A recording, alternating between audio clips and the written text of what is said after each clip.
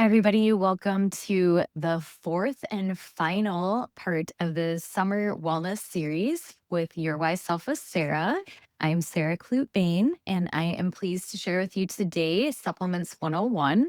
This has been part of my journey, and I think that it is definitely something that a lot of people are confused by because we get so many different mixed messages on what supplements to take. And then we're not sure if the type, the company is good, since it's, of course, not FDA regulated, all those things.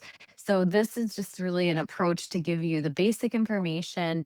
I do work with a functional pharmacist. So, I'm going to talk a little bit about him today as well. So, that's where I'm primarily gathering a lot of what I feel is the best and most accurate information is from him because he is qualified, does this day in and day out. The goal today is just to get you started in the right direction, or maybe it will help affirm what you are already taking, or you may want to consider a couple different brands that he might offer. So it's just me presenting today, but it is going to be based on the information that I've gotten from Aaron McDonough. So you'll learn a little bit more about him. And again, I'm not throwing out a sales pitch today, but I will say that if you want to connect with Aaron or you want to connect with me to have a deeper discussion about this, we would be happy to do that. Quickly before we begin, I am a health coach. I am not a doctor, a pharmacist, or a dietitian. This is from my experience and from, again, an expert that I trust and have learned from directly. So please always treat this information as education and a starting point from your own research or for your own research, not medical advice. And of course, always talk with a healthcare provider before starting, stopping, or implementing any changes, especially as it relates to supplements. And if you have any other help for health issues or pregnant, nursing, taking medications, and so forth. Let's talk about my background in lifestyle medicine to begin with. This is a credential that I got because I felt that these six pillars were the most important part of giving guidance to my clients in terms of where to start. So, when you look at this, you look at food as medicine, and that's what the whole philosophy behind lifestyle medicine is, that we can choose or swap out better foods that are going to change our lifestyle, but also change the risk factors that are associated with chronic health conditions. So when we talk about supplements are secondary to food. We're looking at food as being the first line of defense, so to speak, in terms of how we guard our health. When we're taking in the right foods, we are doing the best possible things we can for our health. So, lowering our A1C, lowering our LDL, lowering our BMI, our body mass index, and ultimately having fewer hospital visits as a result as well. What we know is that real food can provide real outcomes for us. Really quick, as a side note, this was something that I felt was important to hone in on, is that when we are selecting foods, some of you watching this may already be growing your own food. And sometimes we aren't. I'm a person that leans into going to farmers markets. First of all, it's the best option for us for our health because we know where directly where it's coming from. You get to talk to the people who grew it. You get the variety of different vegetables and fruits that are in season. And then also, it's really good for your community. A dollar spent at a farmer's market is going to bring in almost $2 in local activity. And then buying locally, of course, is always important. And then we have local jobs created as a result. All these really important aspects to consider as we move into thinking about how and where we want to get our food from. Again, food first, but looking at this from the perspective of sometimes we need support. When we lean into the right foods, we are getting away from boxes, bags, and barcodes. So when you think about it in that perspective, we're again trying to eat whole, real foods as much as possible. That 80-20 approach, when you think of eating 80% of the time and for your best optimal health, and then 20% of the time we're human and we get some wiggle room to have some sweets or have a drink once in a while, all those types of things. So when we have this need to supplement, we might have multiple things going on. This is the list of all these things that could be happening. A lifestyle change or a life stage change or experiencing hormone changes. For example, the women that I oftentimes work with were going through perimenopause. And so all of a sudden we're having drops in different levels and things that we're needing to supplement. And it may not necessarily be something that we can directly get always from our food. When we look at our diet patterns or other restrictions, some people that I work with are vegetarians. So they're looking at supplementing protein in other ways, for example, or they might be low on B vitamins because of the fact that they are vegetarians. So dairy free, allergies, all these different things can play into that. There's also absorption or gut issues that can also be happening that reduce what you're taking in. And interestingly, for those of you who do maybe take a supplement that helps with heartburn or after you eat, a lot of times it feels like you have more stomach acid, but the reality is actually you're not producing enough stomach acid, which is causing that problem. One of my podcast episodes with Aaron specifically addresses that, and I will get to that in just a minute to share with you what those episodes are so that you can go listen to them for yourself. And then we have higher demands as humans. Sometimes we have a high stress load. Sometimes we are training for something for those people, those athlete types who are maybe training for a race where you're feeling depleted. Maybe we're experiencing some kind of illness and other types of situations where just in general healing is raising our needs for support in the supplement area. Another thing that we get oftentimes in taking medications is that we get depletion of vital nutrients that we need. Common prescriptions can quietly deplete those specific nutrients. And that's another episode I did with Aaron on the podcast. So, again, I'll share that with you in just a moment. And then also a confirmed deficiency. So maybe you've had some lab testing done and you know that you're low in something that you need to replete. We're going to get into a little bit of all of that. So, what we know is that even a good diet can leave gaps. We start off, of course, like I said, food first, but then we also know we can eat well and still fall short. What we know is that about 90% or more of Americans are going to fall short in a requirement for at least one vitamin or mineral. We know that about 94% of people don't get enough vitamin D from food alone. I think one of the biggest misnomers of vitamin D is that we get it directly just from the sun. But the reality is that we also get it from our food. And then we typically, even on a warm, sunny day like this, we are going to still be low in vitamin D. So, vitamin D is one of those that's going to hit the list today. So, we'll talk a little bit more about that. And we also know that about 1 in 2 people are going to fall short, or 50% of the population are going to fall short in magnesium. And this is a mineral that's tied to 300 plus processes in the body. There's two parts to this. Aaron and I talk about in one of the podcast episodes. And I specifically asked him if there's one supplement that you could take and only take one, what would it be? And he said magnesium. So that is really important. And then the other thing is how we actually take in our nutrients, which we're going to talk about that as well. Also, 50% of the population have what's called the MTFR gene mutation, which means that half of the population are not actually methylating or absorbing the vitamins and nutrients in the proper way. So let's take a closer look at that. The why food alone isn't always enough. Again, we're looking at those processed diets.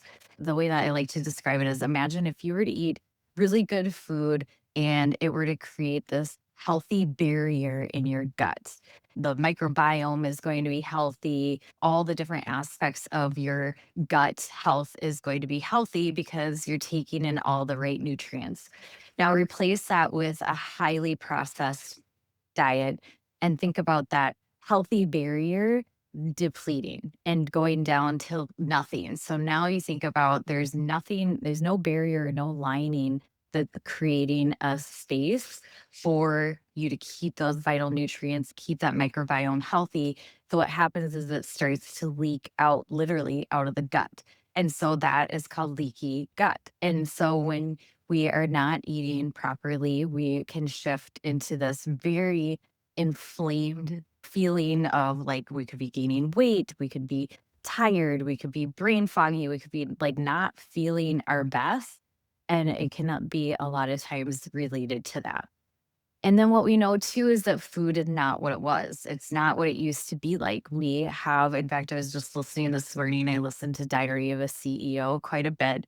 Highly recommend that podcast if you like to listen to podcasts. There was a clip talking about how people don't necessarily have a gluten issue, although we all think we do, but it's actually about the chemicals that are going on our foods. And even in a microscopic way, we're still taking that in, and then we're having an issue with that chemical reaction in our body over it being about the gluten. I'm not going to go into a lot of specifics, but it's something that is going to be very top of mind right now as people are discussing these chemicals that are going on our foods and how it can be causing cancer and all the other things that it's causing. So and then we have the environment and stress. So we know that we have an all-time high of chronic stress, everyday exposures from our environment. All those things are going to raise demand for more nutrients like magnesium, like B vitamins, like antioxidants, because we can burn through them faster than we're taking them in. And then, of course, aging, hormones, and medications. As we age, we're potentially absorbing less. And so, just having those shifts in our body throughout our aging process, basically, again, is going to also cause some depletions, but also then we're taking in medications, which cause other depletions of nutrients. So, just being mindful of that and taking the time to listen to these 3 episodes. I do have a few QR codes here throughout the presentation, so if you have your phone separate, you can grab those. Otherwise, I will give you a little guide from today's program that you can go back to and have all of these links available to you, or of course, reach out to me if for some reason you can't find them. But here are the 3 episodes. We talk about supplements 101, which is some of the information I'm sharing with you today. And then I talk about insulin resistance and perimenopause. And then more recently, the reclaiming of vital nutrients through medication depletion. So here is where we talk about the foundational 5. And again, this is coming directly from Aaron. He calls himself a functional pharmacist.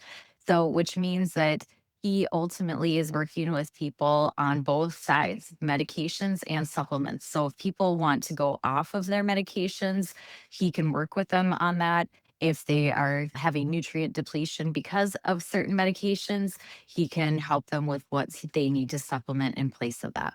So these are the 5 that he suggests: a multivitamin, magnesium, omegas, vitamin D3, and a probiotic.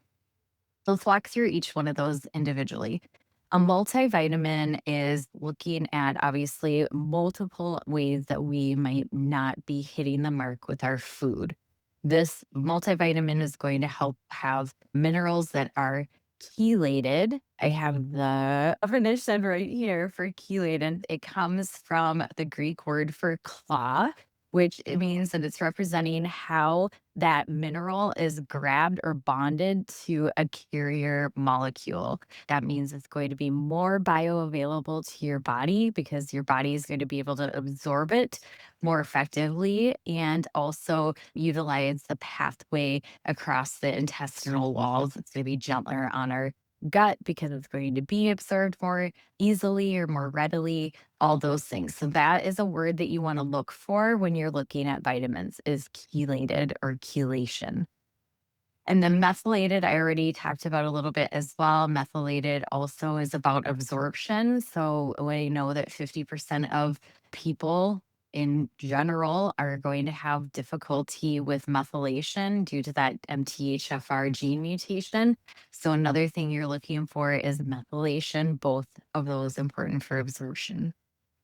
So then we look at magnesium. As I indicated to you, Aaron suggested that this is the number one thing that he feels is most important for people to take. And the trouble is with magnesium is there's multiple different magnesiums out there. So you have to be really careful, really mindful about which one you're buying. And so you want to find the magnesium glycinate.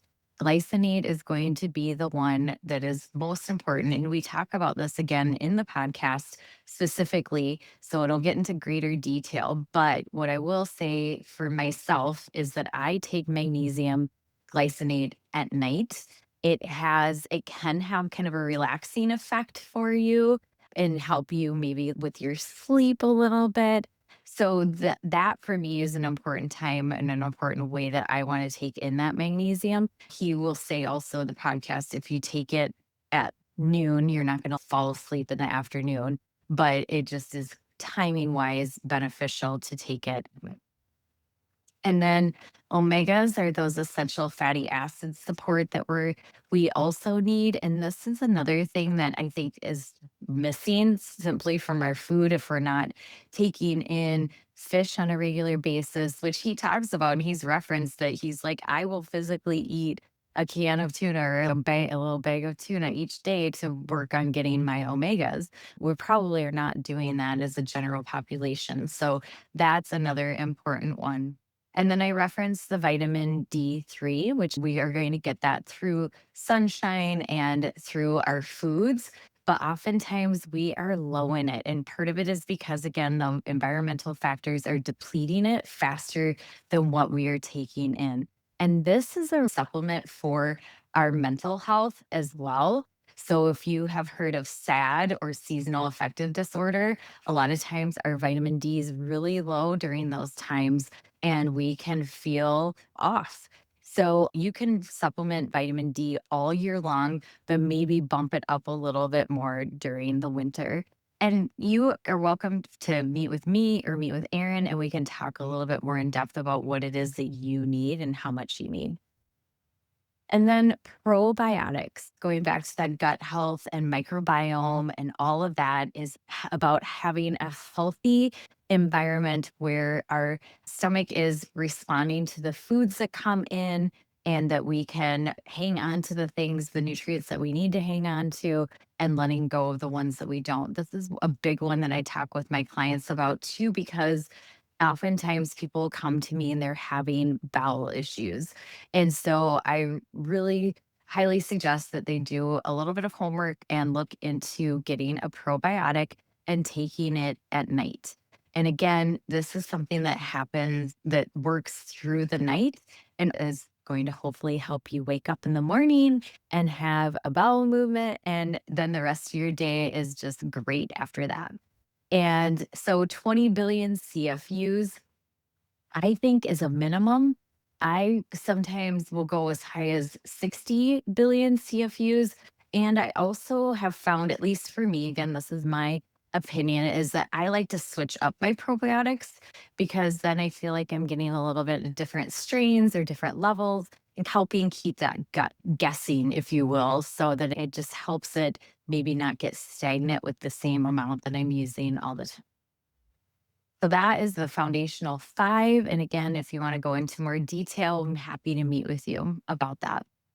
So I'd like to add my two priorities in addition to those five, which I will also say I don't take a multivitamin. And again, I think that out of those five, if you were to let go of one, I think the multivitamin might be something you could look at as, again, taking in food. So if you're doing really well with your diet or you really want to focus on your diet, you may not need that multivitamin quite as much as the other ones.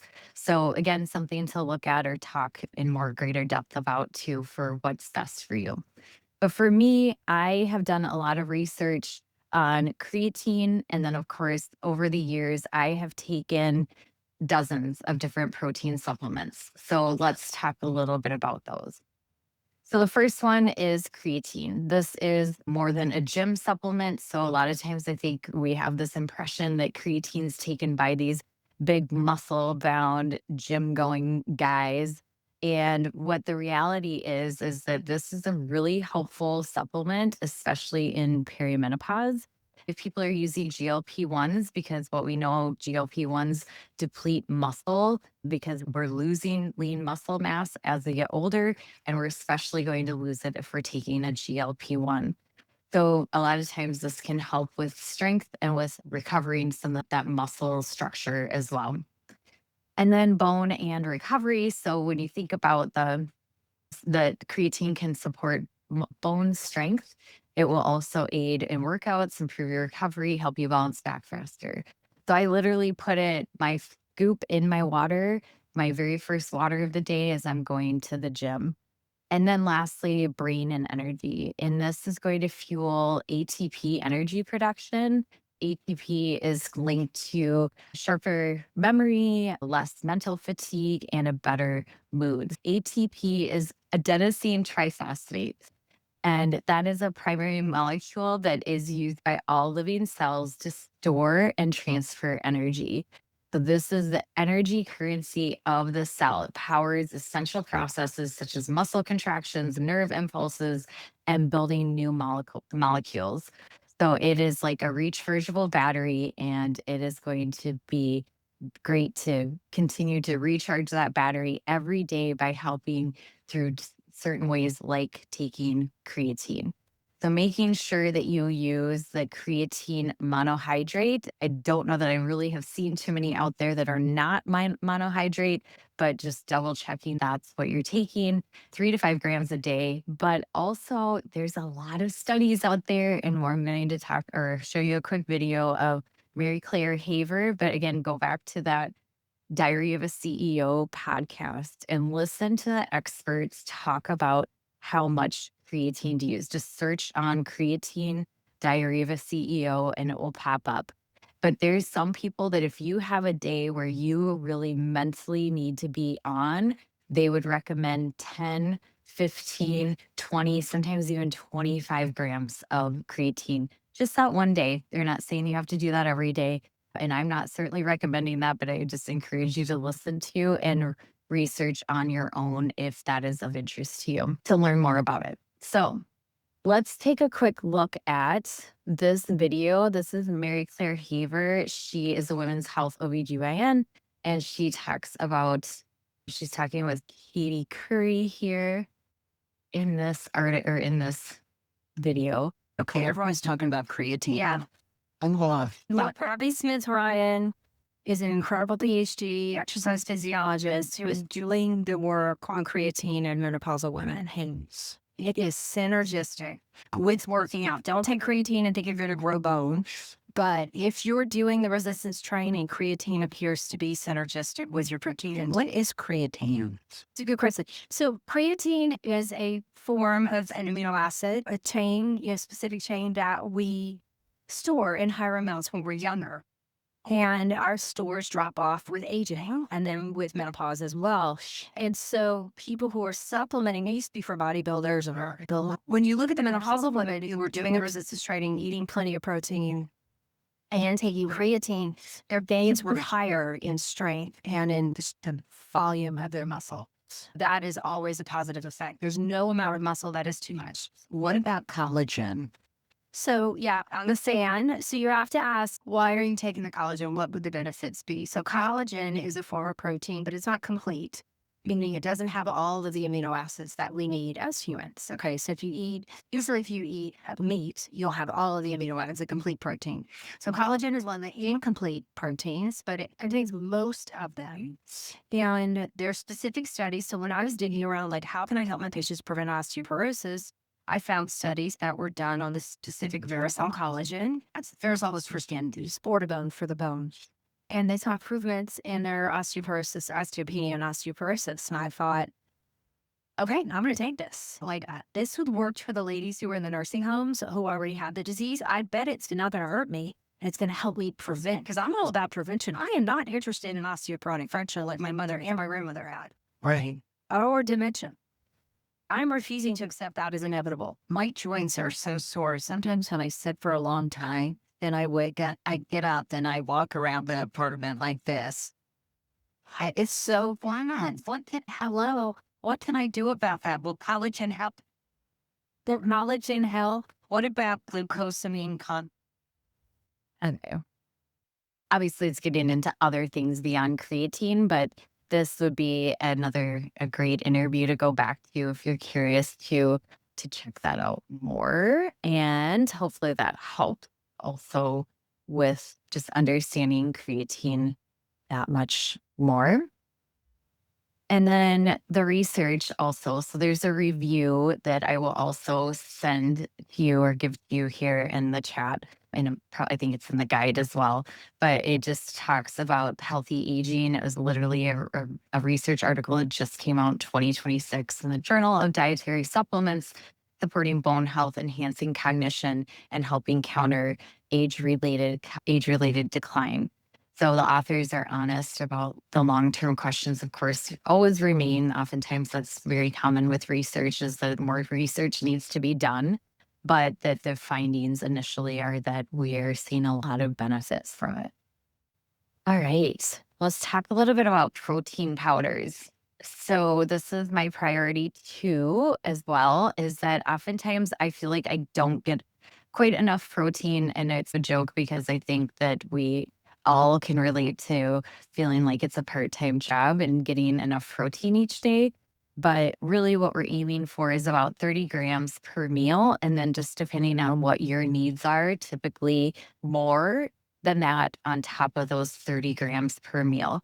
And I would say not very common that you would need under that, but again, every individual is different and can be discussed with myself or with Erin. So for myself, when you look at a protein powder, I'm looking now, I used to be that person that would buy the cheaper proteins, and now I'm really careful about reading the label. So I know that if it's a high quality it's a high quality protein that I am probably paying a little bit more for it.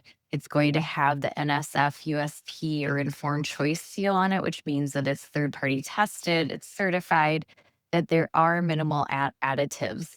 So skipping any of those artificial sweeteners, dyes, and of course, the fillers that we can oftentimes find as well.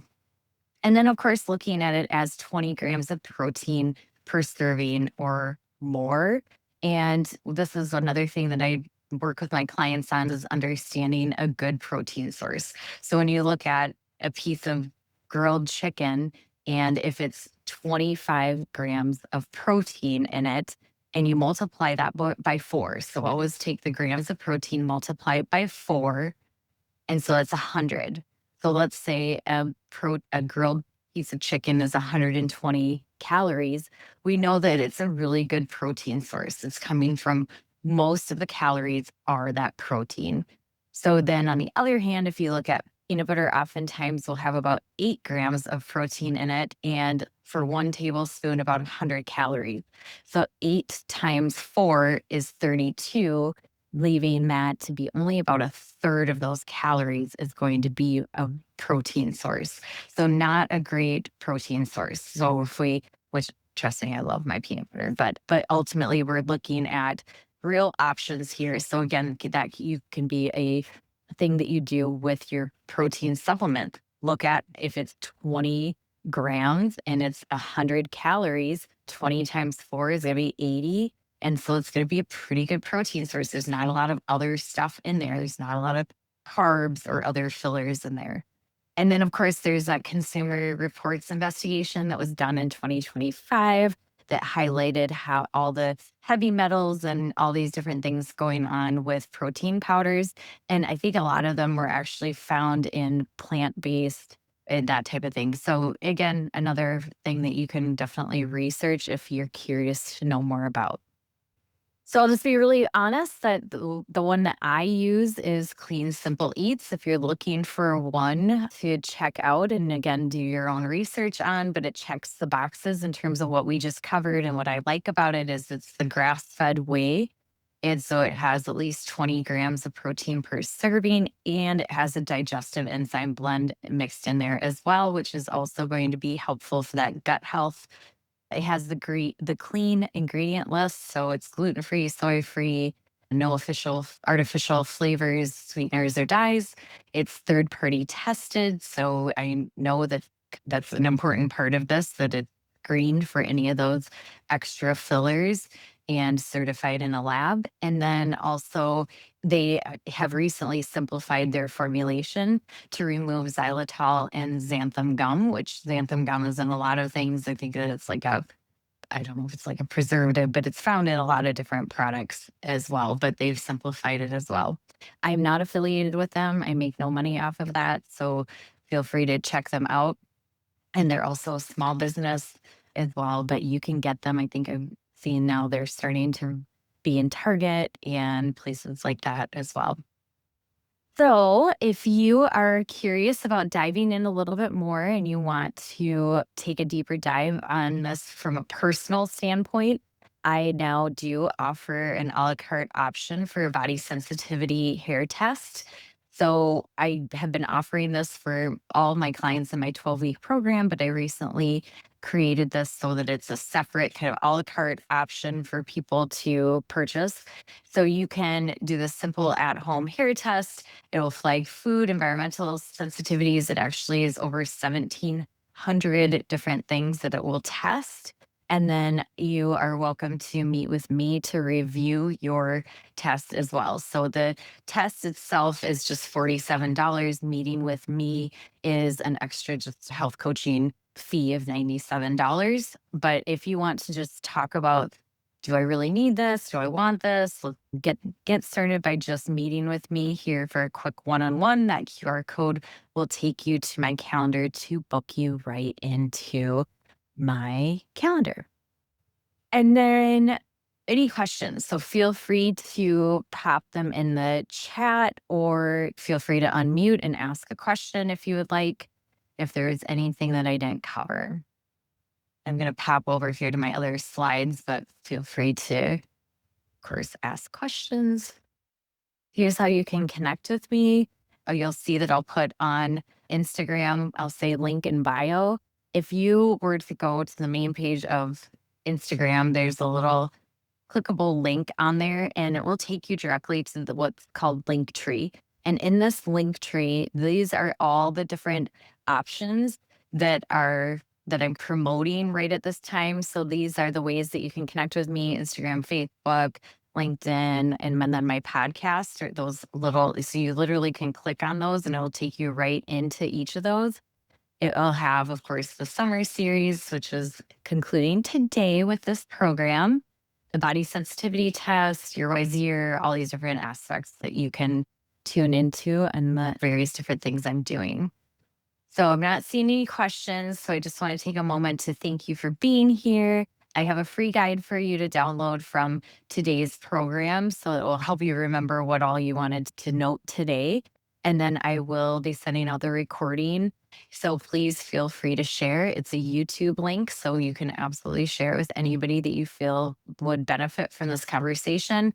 I am doing a $100 Lululemon gift card giveaway at the end of the month. So anybody who puts a written podcast review, because of course I need to see that you see your name attached to it, or you can screenshot it, send it to me that you did it. If you email me back something that you've learned from any of my coaching sessions or any of my webinars, anything like that is super helpful. So it gives me words that I can use in my marketing. And then, of course, sharing with a friend. So if you're on my newsletter list and you're forwarding it to your friends and you're saying, hey, you need to be on her email list, screenshot that also and send that to me. And any of those will get you an entry into the winning $100 Lululemon gift card. So then what's next? We've concluded the summer sessions now. Look for another 90-minute webinar that's going to be more of a holistic view that's going to help women in midlife addressing the changes in our mind, body, spirit, and identifying all these different things to be able to reclaim our confidence, our strength, our identity shifting at this phase of life. So that 90-minute webinar will be another great way to share with people in your world what I'm doing, and so it helps broaden my reach as far as who I'm working with. And then I also am going to create a membership base. So I'll have 3 different levels. That's the free membership, a paid membership, and then a VIP. So that will be coming down as well. So be watching. I'm always trying to create things that will be the most beneficial for the greatest good. So thanks everybody for being here. And I look forward to seeing you next time. Take care.